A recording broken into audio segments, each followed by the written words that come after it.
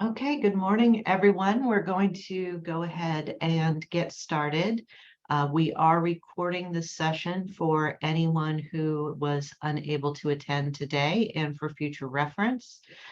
There is also a questions and answers section down there in your Zoom webinar navigation. Please feel free to drop questions in there as we go. And I will have time at the end of the session to address any questions that might come up. And with that, we are going to get started. Thank you for joining our second session on maximizing exposure for your Google Business Profile. This session is being brought to you by the Oneida County Tourism Organization, and this project is supported by a grant awarded to NYSTIA by the New York State Empire State Development and the I Love New York Tourism Division under the Governor's Economic Development.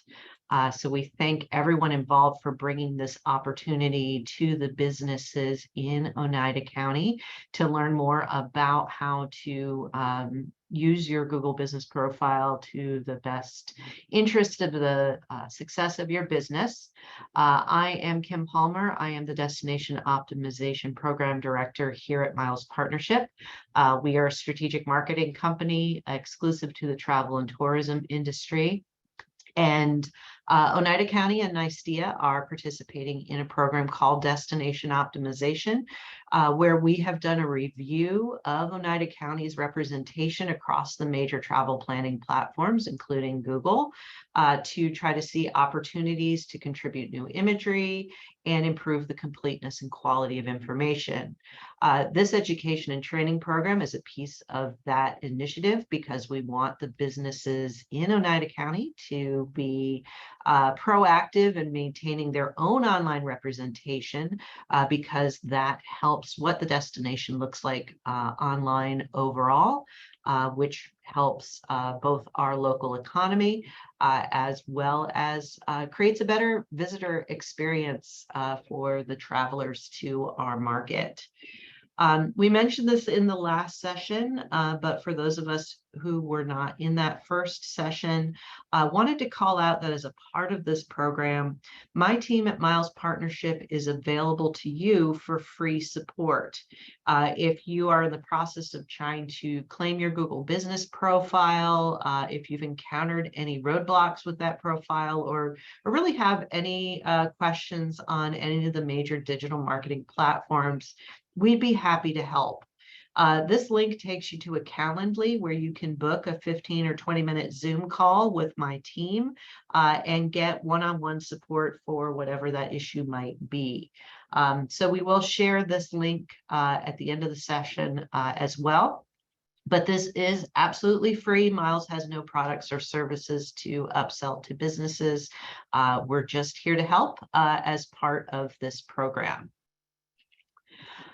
So in our first session yesterday, we talked about the importance of your Google Business Profile, how to claim that profile, and how to update your core information, including your primary contact information, your location, as well as your hours.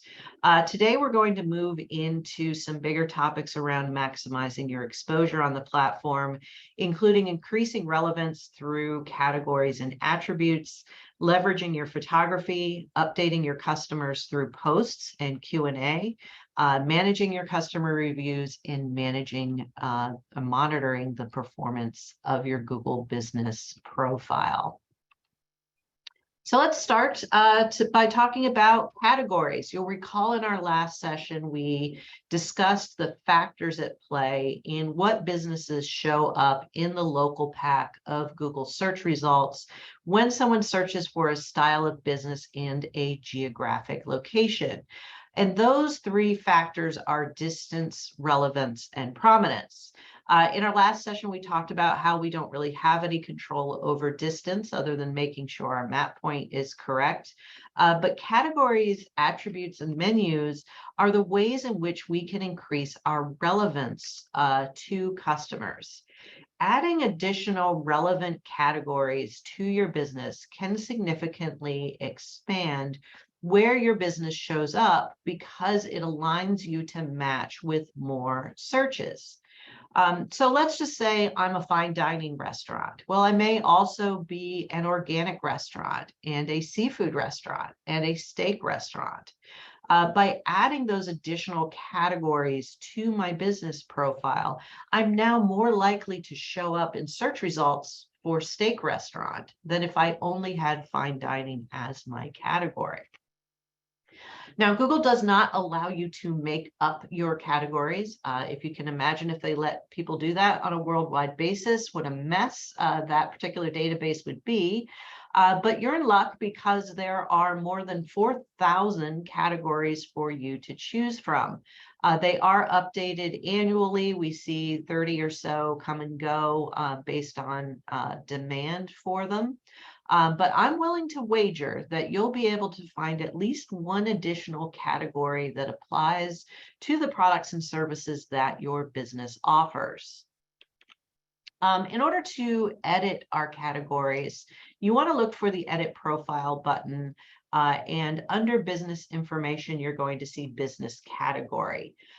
Every business has to have a primary category in order to have a Google Business Profile. And that should be the category that most corresponds to your business. But by clicking on this little pencil icon here, I can also open up the dialog where I can choose additional categories. As I mentioned, they are predetermined. So the way I always recommend businesses do this is just start typing in what you think your customers would define you as, or what would they search for you? What would they be searching for that you would want them to find your business, assuming that is specifically relevant to products and services you provide. And you're going to start getting matches that you can pick and choose from as you type in the categories in this section. As I mentioned, you have to have a primary category, but you are allowed to select up to 9 additional categories to support your listing. Do be sure that they are relevant and not just something you think is popular. It might get you in more places, but the more categories that you select for your business, the more likely you are to match for customer searches for those particular products. And our categories go hand in hand with the attributes that we can select for our business. Different business categories have different attributes that you can choose from. So as you can imagine, the attributes for something like a restaurant are very different from a plumber or from a hotel, etc. But attributes can matter in boosting customer confidence because they kind of beef up your business profile with information that you've provided. And again, this varies by what type of business you are. In the restaurant space, we saw dine-in, takeout, and delivery become top front and center in listings when everybody wanted to know when and if those services were available. And other attributes also sometimes show up in a business profile. To edit our attributes, we are also in that business information section under More. And again, what you see here is going to vary by who you are, what accessibility, amenities, etc. information you have to choose from. It's important to note that in addition to being able to choose an attribute that you do have, you can in fact identify attributes that you don't have as well. So if you don't offer delivery or you are not pet friendly, you can select the attribute to the negative as well. And this can be beneficial to kind of avoid customer service conflicts in the future. If you've let people know up front that you're not pet friendly or not family friendly, they can make better decisions about where they want to go and what they want to do. Beyond Google, almost all of the platforms now also have a variety of diversity attributes that you can choose for your business. where businesses can self-identify as Black-owned, women-led, Latino-led, veteran-led, etc.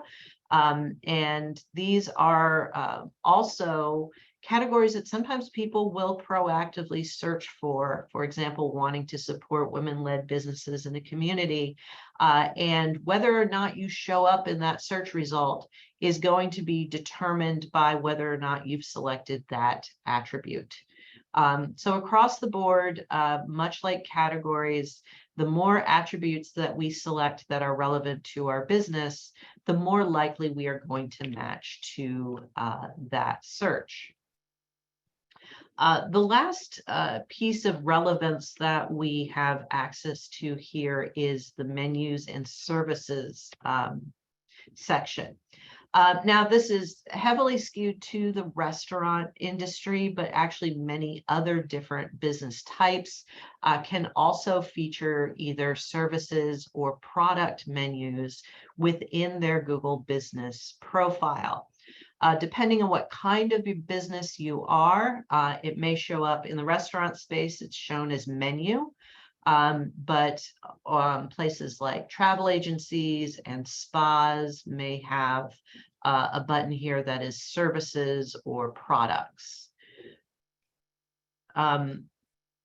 Accommodations sometimes don't have access to product and service menus, but a little trick here for you if you're in the accommodation space. If your location is also an event venue or a wedding venue, you can select these as categories for your accommodation, and that's going to actually give you the ability to add a services menu to your listing. So as you can see here, this resort is also a wedding venue, an event venue, and a marina. And so they have been able to add additional menu items, service menu items to their profile that way. Much like categories, the options under menu, under services are preset of things that we can choose from. But in this case, this resort is now going to have a better chance of matching a search for someone who is looking for a baby shower event venue than if they had not filled in this information to their profile. One little caveat we have noticed is that you need to use the search engine results page edit feature to edit your product and services and menus. For some reason, the menus option, which you see here, is not available in the maps feature. I expect to see that reconciled here in the future, but just if you're using the Maps app and aren't finding menus, you may want to try the search engine results page interface. If you're in the dining space, you have a little bit more control over your menu. You could create sections like appetizers, cocktails, and entrees by using a section name. And then you can add menu items, a name, an image, a description, and a price. Showing pricing is completely optional. And if you already have menu items listed in your profile, this is also where you can edit those. You see the little pencil icon here. If I needed to change or remove a menu item, I would do that from here as well. An interesting feature that has surfaced this year too in the dining space is this highlights section in the menus feature. And this is a little bit different because as a business owner, we don't have direct control over the highlights. These are actually being programmatically created by Google's algorithms by looking for menu items that are frequently mentioned in reviews, particularly reviews that have photos associated with them. So you can see in this location, their French toast and eggs Benedict are featured. If I click through on the French toast, what I'm actually going to see is a collection of reviews and photos on that specific menu item. As the location owner, I do have a button here to suggest an edit, which will allow me to suggest an edit to the dish name, or identify the fact that maybe this is a mistake and that dish is not or no longer served at the location. So next we're going to move on into photography. I don't have to tell this group, I'm sure, that photos are really a key part of how customers are making decisions about your business. And it's a very competitive space, but we all know that photos inspire people to say, hey, I want to go there. I want to have that particular experience. But I can actually share some sort of science behind that as well. This is a research study done by an organization called Bright Local. And they looked at the number of business profile views compared to the number of photos in the photo gallery for the Google Business Profile. And what they found was that businesses that had over 100 images in their photo gallery had almost 300% higher traffic and exposure for their listing. And you can see how dramatically actually that skews, even going down below 50 photos in a gallery. Now, that includes both photos that have been contributed by the business owner as well as user-generated content. Now, our agency is directly responsible for the business profiles of several dozen accommodations, spas, restaurants, etc. And one thing that we have found is that Google's algorithms seem to favor businesses that are adding their own photography on a regular basis. So what we have found is that by adding 4 to 5 photos every month, those business listings are seeing a 10 to 30% increase in exposure. So something in Google's algorithm that's determining what locations are popular and well-liked has to do with the frequency and recency with which businesses are adding new photography. We also know that listings with good quality photos are twice as likely to generate engagement with our potential customers. So what makes a good photo? Now, on Google, that is a little bit different than what makes a good photo for our website or our advertising. Google is a computer. At the end of the day, they are a data company. And so rather than being attractive and inspirational, Google's main priority in images is that they be informative.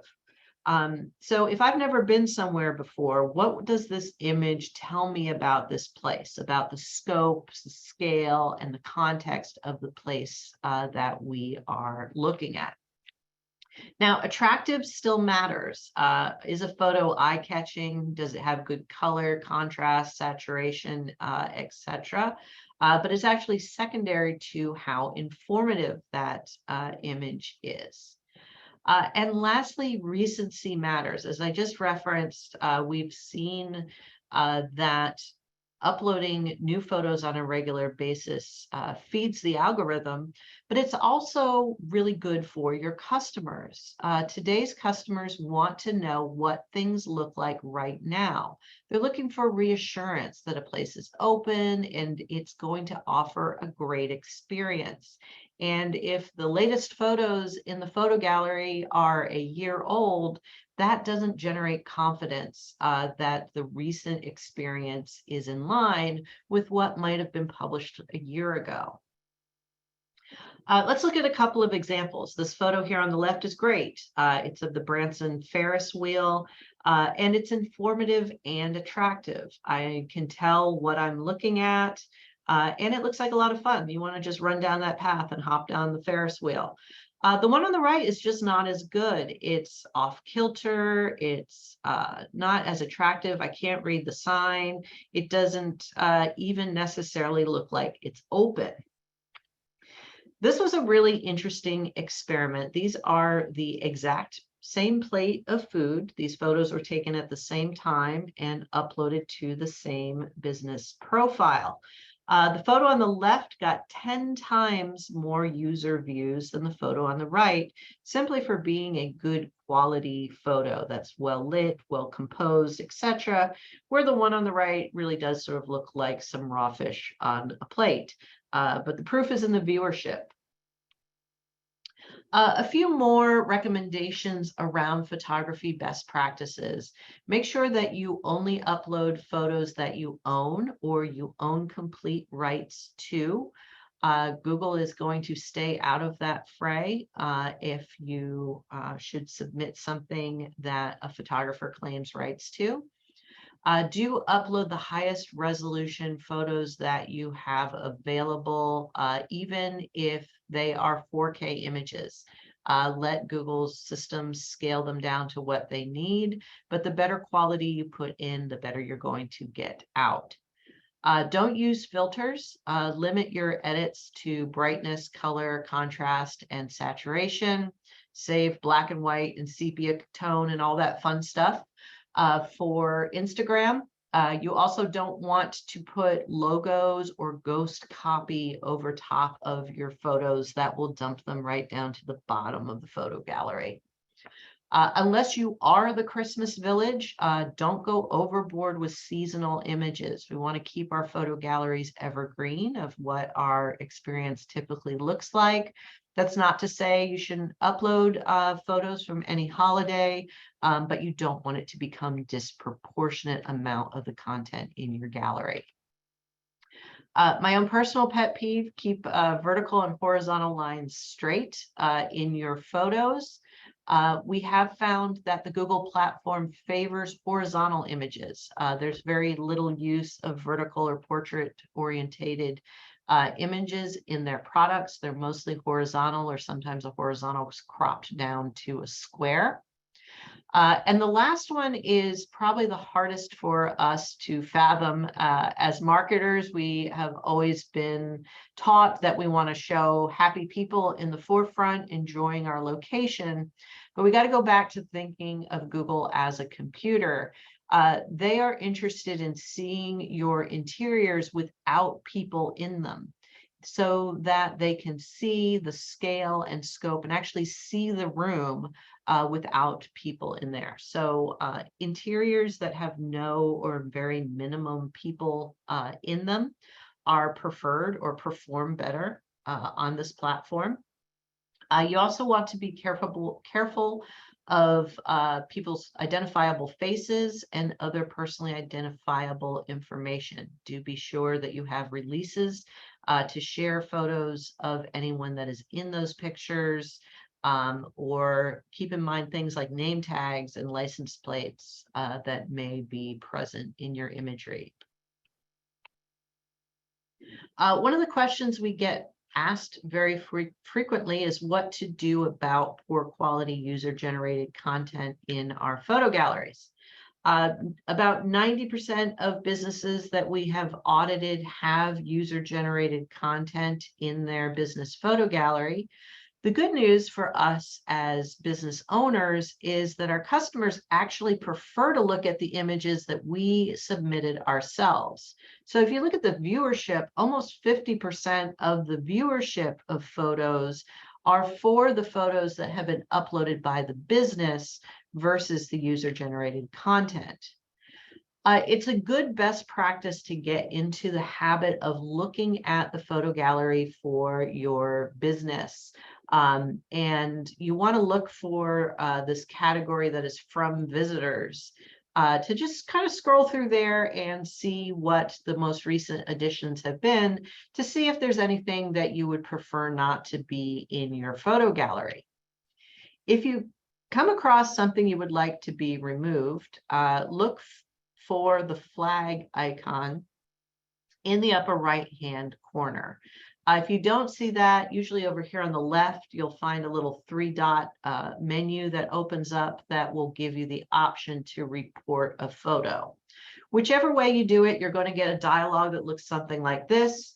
You have reasons such as it being offensive, legal or privacy concern, but you can see we also have options here like poor quality or not a photo of this place. So simply by saying, hey, this picture of the toilet is not really a great example of my location, we can mark that as poor quality. I've seen instances where things like car accidents and demonstrations have shown up in the photo galleries of locations that happened in their parking lot or something like that. So those, or places that have multiple locations and maybe we've uploaded the photo to the wrong location. Those are applications of not a photo or video of this place. You do also have the option of other if you need to explain in more detail what the issue is. You'll be asked for your email address and the reCAPTCHA. Often you will get an email confirmation on the status of that photo. These are reviewed by live people before they are removed, so sometimes this process can take several weeks. Next, I want to move into talking about posting updates. This is a fantastic feature in Google Business Profiles that I feel like is incredibly underutilized by business owners. You can put a post in your business profile, and it's going to appear everywhere your business profile appears throughout Google products, in search, in maps, on mobile, on desktop. And this is organic. This is not paid per click at all. It's absolutely free. And so it's free exposure for your message, whether you want to promote a special event, a special offer, or things like just news or updates of what's going on. For a while, accommodations did not have access to updates and posts. But that did change in the last year or so. Accommodations can now do posts, but they are only for announcements and events. Accommodations cannot do special offers on pricing just because of the tie-in to booking engines and transparency of pricing and things like that. But if you needed another reason why posts can be important for your business, if you pop open your Google Maps app right now and take a look at the bottom left-hand corner, there is a button called Explore. Explore takes into account the location of your device and is going to start pulling in posts and reviews from businesses that are near me. And so in this case, I'm going to see this post about a free appetizer offer at the pizzeria that is close by me. Now, I may not have been proactively looking for pizza restaurants, but I might see that and think it's a good idea. We also see reviews from customers pulled into the Explore feature, particularly reviews that feature a photo. And sometimes we will see local media coverage that is about a particular business also featured in this area. So this is additional exposure for your post besides people encountering it directly in your listing. A few best practices around creating posts. Be sure to use an attention-grabbing photo with bright colors and a simple single subject. Do not repeat your photos. One of the odd things we've seen posts flagged for recently is duplicate content because they've used the same photo for multiple posts. So do use diverse photos each time you post. You want to focus your message on the first 100 characters. You do get to have up to 300 words in your post, but it's the first 85 to 100 characters that a customer is going to see before they have to click read more. Also, be very careful about the terms and conditions around utilizing posts. There are some restrictions around spam, around promoting alcohol and tobacco, that there seems to be kind of bots crawling for particular keywords in posts and suspending them based on the usage of particular terms. And this can be really a pain in the butt for like wineries and distilleries and things like that. So do make sure that you've looked at the terms and conditions for posts, and to be sure that you're not posting anything that is going to get removed. If that does happen too frequently, they can suspend your account. If you are in the habit of using Google campaign tracking codes in your digital advertising, you can use those codes in the call to action for your post. You have full control over where your post links to, whether that's your website, your booking engine, your Facebook page, etc. Lastly, if you are promoting something that's coming up this weekend, don't wait until Thursday to post it. Post early in the week because people start looking around for things and planning their weekend fairly early in the week. And you can set expiration dates for your post if you want them to come down after a particular time, so you don't have outdated content in there.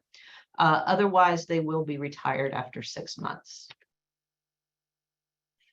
Next, I want to talk about questions and answers. If you have looked at your Google business profile, there's a good chance that you have seen customer questions and answers show up in your profile. This is a public feature where anyone using the Google platform can ask a question, and anyone can answer questions about your business.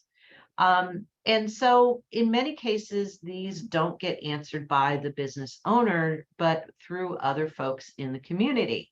And that can be a mixed bag of what we get in that case. So for example, here, there was a question about when is the fall motorcycle meet? And our buddy Captain Obvious has said, hey, I'd say it's in the fall. Well, thanks. But fortunately, we do have a more experienced respondent who says that it's always the second weekend in October, with a side note about when it might fall, depending on how the month is laid out. So that's a great answer. That was really what the person, I think, was looking for. So who are these people asking questions and answering them on our behalf? Well, Google has something called the Local Guides program. A local guide is really just a fancy name for customers like you and me who are contributing to the content on the Google platform, either by uploading photos, videos, 360s, editing facts, adding missing places, and responding to questions and answers. In fact, your local tourism department is also using this mechanism to contribute great quality photos and improve the completeness of information in your community. Consumers will also use this platform to ask questions, write reviews, and give ratings. Now, in our experience, almost all businesses have at least one question and answer in their profile. About 95% of the businesses we have audited have had questions from customers. Less than 15% have answers from the business owner themselves. So definitely some room for improvement from business owners for responding to these questions.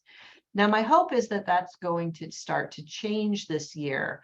As a part of the new editing tools in search results, we have seen that a Q&A button has actually been added directly in here. It used to be that you had to go into your profile directly to respond to questions and answers, and it was kind of a pain, and it wasn't integrated with the other tools. So the button is now integrated directly in here with managing our business information, which makes it easy to click it open.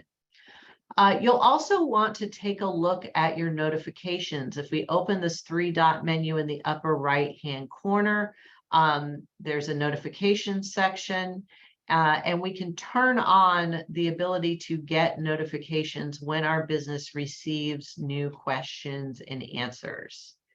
Also, when you do that, you're going to get an email about having received a question, and it makes it real easy to hit the reply button.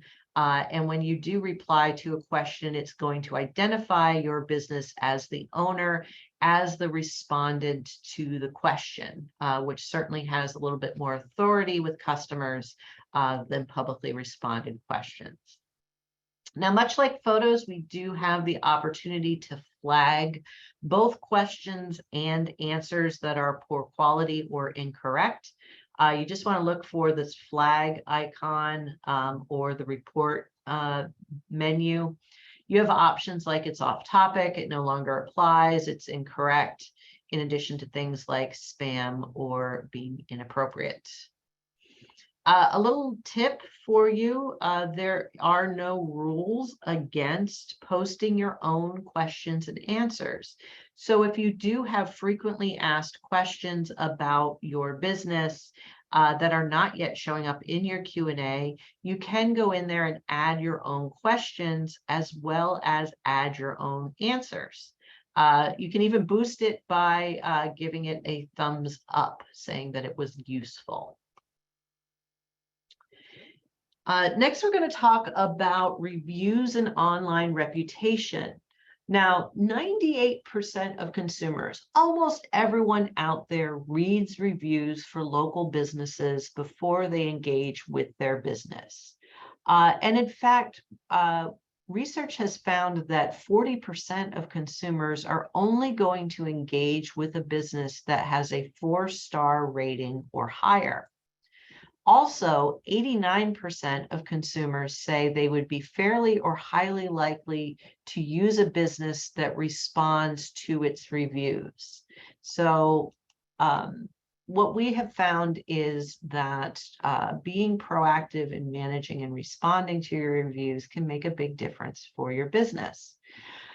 This was another interesting study done by Bright Local last year, where they asked customers, where have you evaluated a local business in the last 12 months?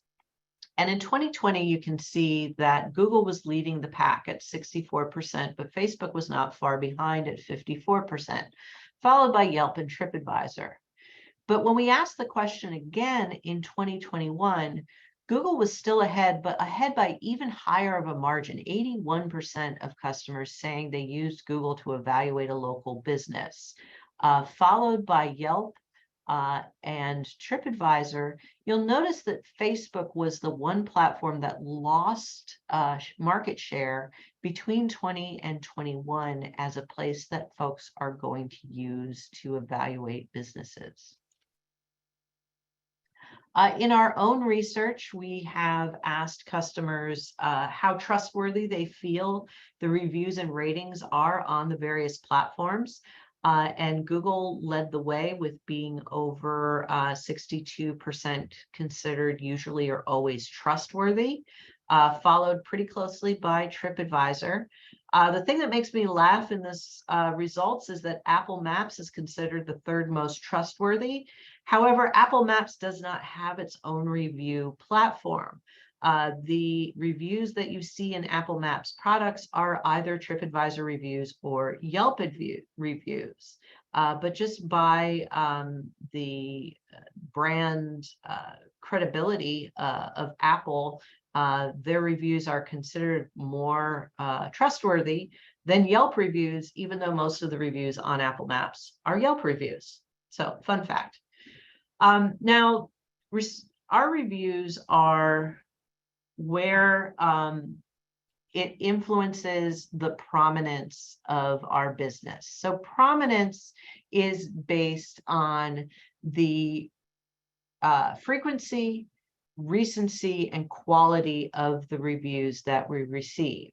So have we been reviewed recently? Are we getting good reviews? And are we getting reviews on a regular basis? Those are all the aspects of prominence. And so businesses that are rating high on those three factors will have higher prominence. Now, the good news for us as on business owners is that Google is a platform where customers generally respond fairly positively. 81% of reviews are 4 stars or higher, and less than 4% are 1 star. In fact, the median rating for businesses is about 4.4 stars, which is good because we saw that statistic earlier that almost half of customers are looking for 4-star rated businesses or higher.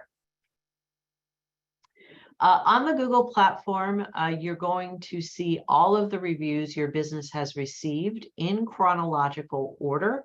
In many cases, you'll see reviews that only provide a star rating with no feedback.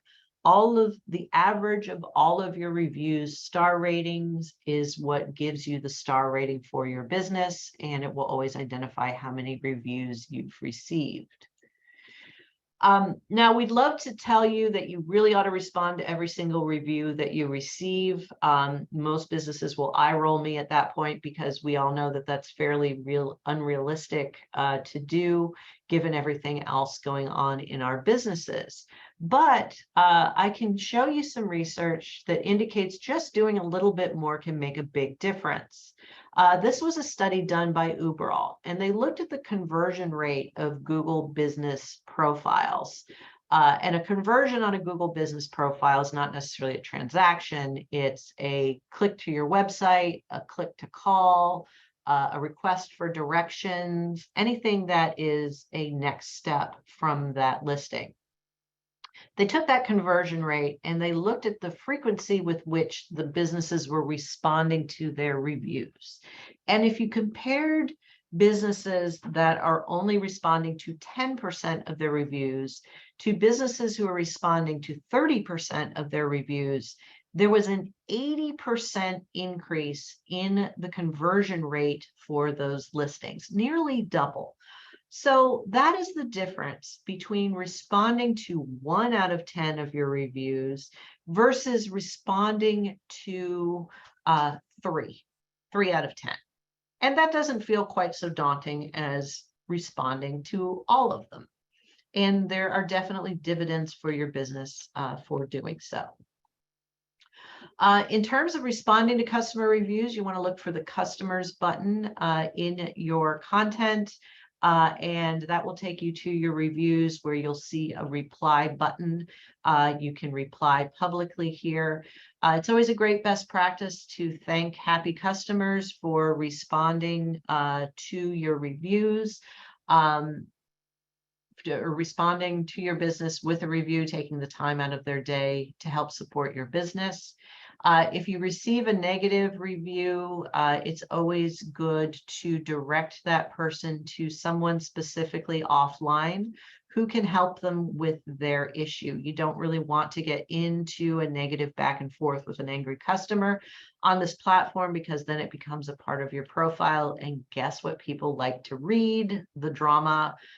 So best not to have that in there. Just a couple of notes about the other platforms.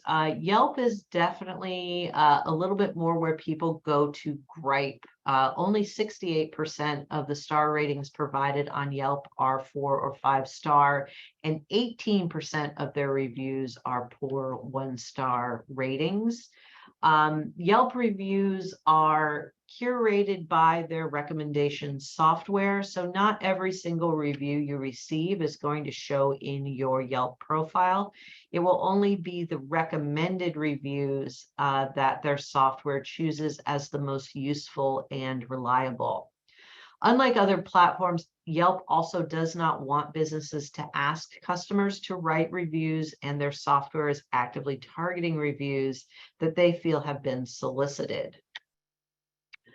In the TripAdvisor space, TripAdvisor's research says that the total number of reviews, the number of management responses to reviews in the last year, and the number of reviews a business has received in the last year are the key drivers of consumer engagement with listings. TripAdvisor is unique in that they have their popularity ranking in an individual city for things like dining, attractions, and hotels. Their ranking is based on user reviews and reflects your standing against other businesses in your geographic location. That ranking is based on the quality, quantity, and recency of guest feedback, not only of your business, but of the businesses surrounding you. So you can be going along just fine and see your popularity rank go up and down based on whether other businesses nearby maybe have had a series of really bad reviews, which would move you up a spot, or have been doing extremely well, which may push you down. It's a finite numerical system. And so your movement may not only be the result of your actions, it could be what's happening at the businesses around you. Popularity ranking on TripAdvisor is updated every single day, and having a commercial relationship with TripAdvisor has no impact on ranking, neither does management responses to reviews. So our last topic for today is to call out the profile performance data that is available. You're going to find this under performance in your navigation menu here. And this is data that is unique to your Google business profile. This is different from your Google Analytics. Your Google Analytics is looking at your website and your website performance.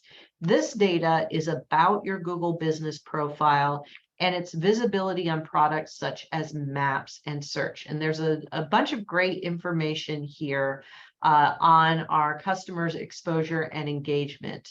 You can't get these numbers anywhere else. It's going to show you how frequently your business has shown up in Google Maps and in Google Search. Break that down by mobile device versus desktop device. You're going to be able to look at that over time. So as you're engaging with some of the best practices we've talked about here today, you'll be able to see that improvement in your exposure and conversion. So do check out your profile performance. So these are our top business profile fundamentals. Keeping your hours up to date is critical. Utilizing categories and attributes can influence where your business appears and what searches it matches. Just posting 4 photos a month can create a 30% lift in exposure. Do utilize posts and updates and events to get free visibility for your events and special offers. Just responding to 3 out of 10 reviews can create an 80% lift in your profile conversion. And do keep an eye on that profile performance to see how this is helping your business over time. Lastly, again, I just want to call out our office hours. I will quickly here put this into the chat.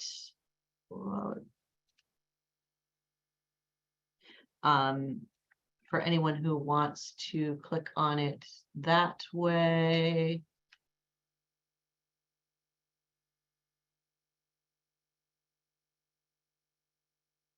There we go. So that's in the chat now.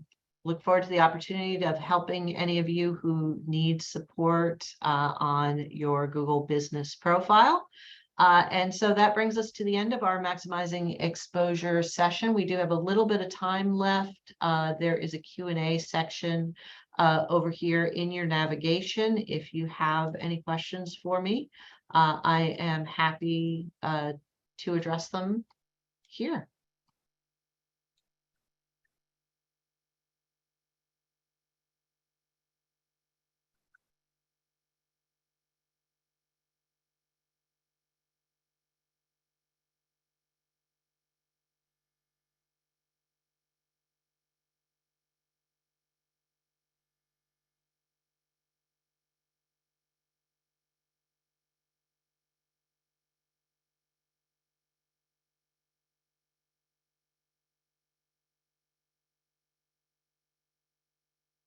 All right, I'm not seeing any questions come in, so we're going to go ahead and wrap up. Again, a recording of this session and the corresponding links and materials will be made available. Thank you, everyone, for joining us, and thank you to Oneida County Tourism for this opportunity for the community. Have a great rest of your day.